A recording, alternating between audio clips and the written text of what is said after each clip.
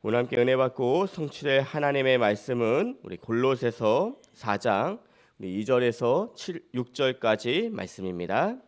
우리 골로새서 4장 2절에서 6절까지 말씀입니다. 제가 봉독해 드리도록 하겠습니다. 기도를 계속하고 기도에 감사함으로 깨어 있으라. 또한 우리를 위하여 기도하되 하나님이 전도할 문을 우리에게 열어주사 그리스도의 비밀을 말하게 하시기를 구하라. 내가 이 일 때문에 매임을 당하였노라. 그리하면 내가 마땅히 할 말로써 이 비밀을 나타내리라. 외인에게 대해서는 지혜로 행하여 세월을 아끼라. 너희 말을 항상 은혜 가운데서 소금으로 맛을 냄과 같이 하라. 그러면 각 사람에게 마땅히 대답할 것을 알리라. 아멘. 오늘은 우리 기도라는 제목으로 함께 말씀을 나누도록 하겠습니다. 우리 기도는 구원받은 하나님의 자녀의 삶의 필수이고 또 기도가 24시 이어지는 삶이 바로 하나님 자녀의 본질적인 삶인 것입니다. 사도 바울은 기도를 계속하고 또 기도에 감사함으로 깨어 있으라고 말씀한 것은 영적으로 깨어 있는 삶을 사는데 기도는 필수이고 또 그러면서 감사함으로 기도를 드리는 삶이 중요하다는 것을 말씀하고 있는 것입니다. 또한 사도 바울이 데살로니가전서 5장 16절에서 18절에는 항상 기뻐하라, 쉬지 말고 기도하라, 범사에 감사하라, 이는 그리스도 예수 안에서 너희를 향하신 하나님의 뜻이라고 말씀하고 있습니다. 저는 이 말씀을 듣는데 이 기뻐하라, 또 기도하라, 이 감사하라가 연결되어 있다는 것을 말씀으로 붙잡게 되었습니다. 우리가 기도할 때 영적인 상태가 기쁨의 상태로 변화되고 또 기도를 통해 하나님과 영적 소통이 되고 삶 속에서 성령의 세밀한 인도하심을 받게 되면 감사가 자연스럽게 흘러나오게 된다는 것입니다. 그래서 우리의 삶 속에서 기도가 너무나도 중요하다는 말씀인 것입니다. 그래서 성경적인 기도라는 것은 24시 하나님과 영적 소통을 하면서 하나님의 뜻과 계획의 방향 맞추는 것이 성경적 기도인 것입니다. 하나님과 방향이 맞지 않으면 결국 기복적인 기도가 되고 또 신비주의 기도가 되고 세상 종교와 다를 바가 없게 되는 것입니다. 이 종교개혁을 했던 마틴 루터가 우리가 빠지기 쉬운 두 가지의 유혹이 있는데 하나는 기도하지 않고 일하는 것이고 또 하나는 일하지 않고 기도하는 것이라고 말을 했다는 것입니다. 이 말씀을 들으면서 정말 빠지기 쉬운 두 가지의 유혹을 다 이야기했구나 하는 것을 또 느끼게 되었습니다. 기도하지 않고 일하는 것은 하나님과 영적 방향을 맞추지 않고 내 생각대로 인본주의를 쓰는 것을 말하는 것이고 또 일하지 않고 기도만 하는 것은 막연하게 하나님께서 역사하시겠지라고 믿는 신비주의라는 것입니다. 우리는 이러한 기도의 모습 속에 있는 것이 아니라 하나님의 나라와 또 하나님의 의를 먼저 구하는 성경적 기도를 통해서 응답의 자리로 나아가야 한다는 것입니다. 오늘 강단의 말씀을 함께 나누면서 또 우리에게 주어진 기도의 특권을 매 순간 사실적으로 누리면서 약속의 땅을 차지하고 살리는 또 응답의 자리로 나아가게 되시기를 예수 그리스도로 축복합니다. 첫 번째, 하나님의 시선을 끄는 기도입니다. 이 사도 바울이 골로새서를 마무리하면서 골로새 교회 성도들에게 중보 기도를 요청하고 있는데 그 핵심이 바로 하나님이 전도할 문을 열어주사 그리스도의 비밀을 담대히 말할 수 있도록 기도해 달라고 중보 기도를 요청하고 있습니다. 바울은 지금 이 로마 감옥에 갇혀 있는 상황 속에 있지만 자신이 이 감옥에서 나갈 수 있도록 기도해 달라는 것이 아니라 그 현장에서도 이 그리스도의 비밀을 말할 수 있는 전도자의 삶을 살 수 있도록 중보 기도를 요청한 것입니다. 또한 바울은 에베소 교회에 있는 성도들에게도 동일한 기도 제목을 가지고 에베소에 있는 성도들에게 부탁한 말씀이 있습니다. 우리 에베소서 6장 19절에서 20절 말씀에 보면 또 나를 위하여 구할 것은 내게 말씀을 주사 나로 입을 열어 복음의 비밀을 담대히 알리게 하옵소서 할 것이니 이 일을 위하여 내가 쇠사슬의 메인 사신이 된 것은 나로 이 일에 당연히 할 말을 담대히 하게 하려 하심이라고 말씀하고 있습니다. 이 바울의 이러한 기도의 중심이 하나님의 시선을 끄는 기도였던 것입니다. 우리도 바울이 또 기도했던 것처럼 우리의 현장에서 하나님의 시선을 끄는 기도를 해야 하는 것입니다. 나를 통해 생명이 살아나는 역사가 일어나게 하옵소서.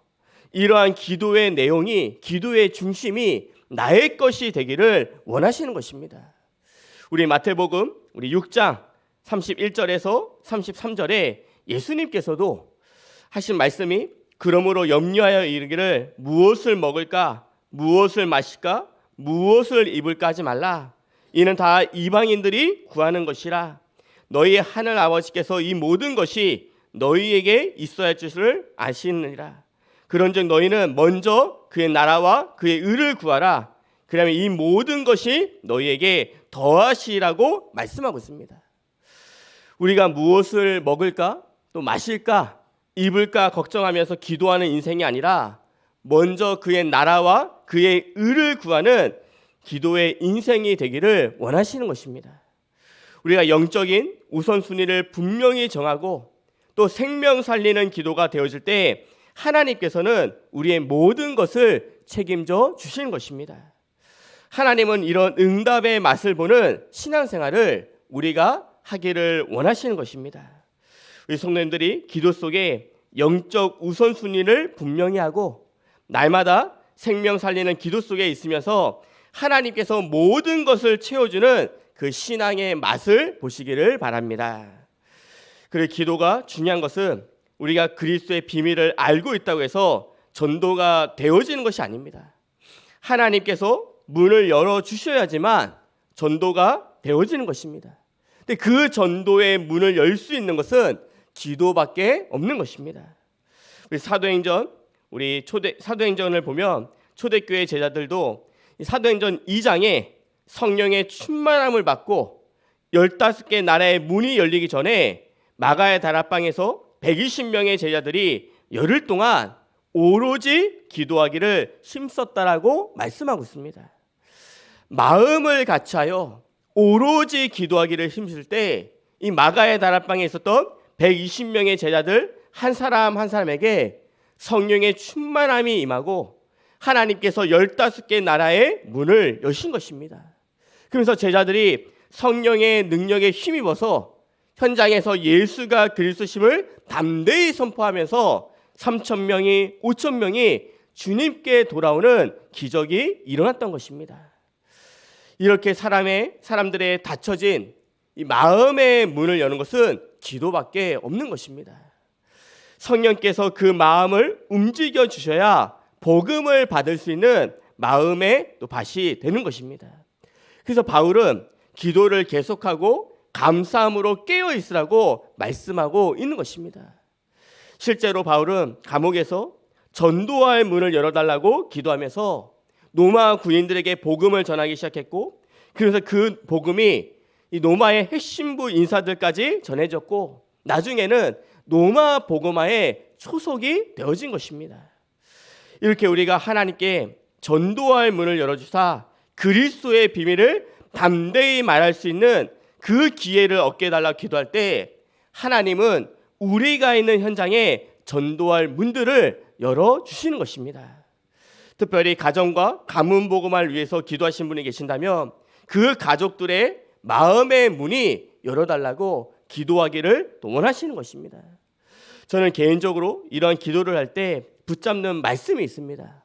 우리 에스겔서 우리 39장 29절 말씀에 우리가 기도하는 그 태신자의 굳은 마음이 부드러운 마음이 될 수 있도록 또 하나님의 시간표 속에 그 마음 속에 새 마음과 새 영이 임하도록 기도를 합니다. 우리 성도님들이 이번 한 주간 생명 구원의 기도를 통해서 하나님의 시선이 우리에게 머물고 또 현장에서 전도할 문들이 열려서 그리스도의 비밀을 담대히 전하는 현장 전도제자 되시기를 예수 그리스도로 축복합니다. 두 번째는 세월을 아끼는 기도 인생입니다. 오늘 본문 말씀 5절과 6절 말씀을 다시 보면 외인에게 대해서는 지혜로 행하여 세월을 아끼라. 너희 말을 항상 은혜 가운데서 소금으로 맛을 낸 것 같이 알아. 그리하면 각 사람에게 마땅히 대답할 것을 알리라고 말씀하고 있습니다.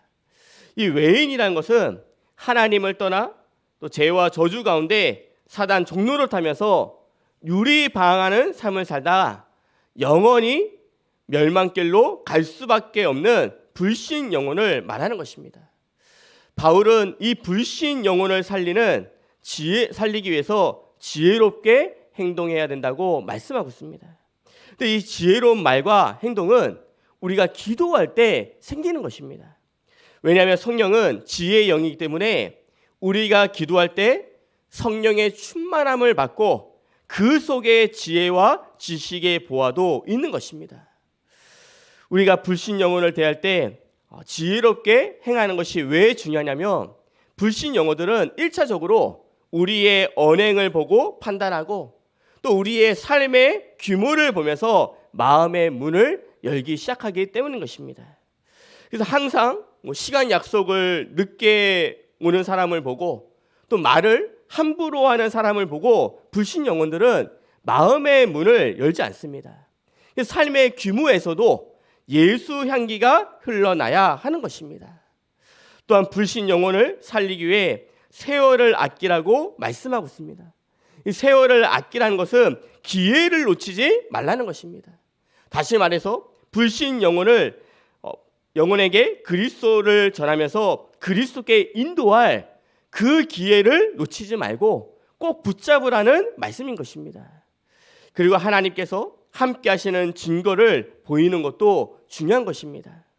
영성뿐만 아니라 세상 속에서 전문성과 학업에서도 차별화될 수 있도록 언약적인 도전을 해야 되는 것입니다. 우리 성도님들이 차별화된 영성과 전문성을 통해서 하나님의 부요를 체험하시면서 현장 변화의 주도자로서는 증거가 있으시기를 예수 그리스도로 축복합니다. 마지막 결론입니다. 우리 중국 만주 선교의 개척자로 불리는 윌리엄 번즈 선교사님이 하신 말씀이 있습니다. 그것이 기도는 사라지지 않는다. 또 기도한 사람이 세상을 떠난 후에도 그 기도는 살아남아서 응답을 이룬다라는 말씀이었습니다. 저는 이 말씀을 듣는데 너무나도 감사했습니다. 기도는 절대로 사라지지 않는다. 특별히 영혼 구원을 위한 기도, 전도와 선교를 위한 기도는 절대로 사라지지 않는다는 것입니다. 강단에서 이 담임 목사님이 기도의 아버지라고 불렸던 이 조지 물러에 대한 이야기를 해주셨습니다. 이 조지 물러는 15만 명의 고아를 기도하면서 또 그 고아들에게 하나님의 사랑을 또 복음을 전했던 전도자였습니다. 근데 이 조지 물러에게는 5명의 친구가 있었습니다. 그 친구들이 예수님을 믿고 구원받도록 기도하고 있었습니다. 그런 가운데 한 사람, 두 사람이 예수님을 믿기 시작했습니다. 근데 끝까지 예수님을 믿지 않았던 2명의 친구가 있었습니다. 그 중에 한 명은 조지 뮬러가 마지막 설교를 하던 그날에 회개하고 예수님을 믿게 되었습니다. 근데 한 명의 친구는 끝까지 예수님을 믿지 않았습니다. 그러던 어느 날 조지 뮬러가 죽게 되고 그 장례식장에서 예수님을 믿지 않았던 친구가 전에 들었던 이야기가 조지 뮬러가 너를 위해서 52년간 기도했다라는 이야기였습니다. 그 이야기를 듣고 조지 뮬러가 죽은 바로 그 해에 그 친구가 예수님을 믿게 되었습니다. 이런 응답을 보면서 느꼈던 것은 뭐냐면 기도는 절대로 사라지지 않고 그 이후에도 기도는 이루어진다는 것입니다. 우리 성도들이 정말 영혼을 품는 기도, 또 선교 나라를 품고 드리는 기도, 또 생명 살리는 기도를 하면서 하나님의 나라를 확장해 나가는 시대적인 증인들이 다 되시기를 예수 그리스도로 축복합니다.